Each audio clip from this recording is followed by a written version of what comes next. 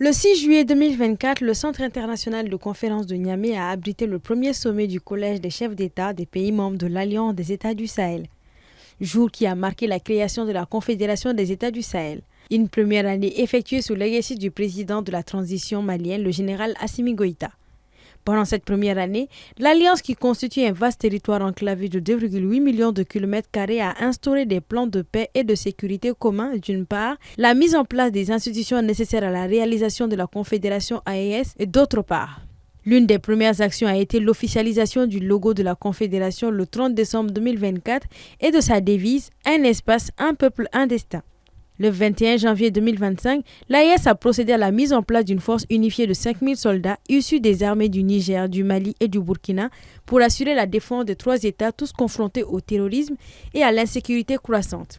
Le 29 janvier 2025, le passeport biométrique commun de la Confédération a été lancé, fabriqué en polycarbonate et doté d'une puce électronique pour la collecte et le stockage des données biométriques ne comportant ni la mention ni le logo de la CEDEAO.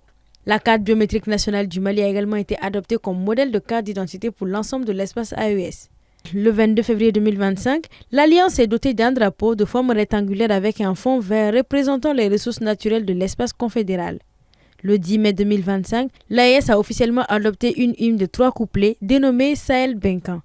Cette hymne rend hommage au passé héroïque du peuple du Sahel, magnifie l'intrépidité de ses fils et filles, loue leur prouesse avant d'envisager un avenir radieux pour cet espace géographique au cœur de l'Afrique de l'Ouest.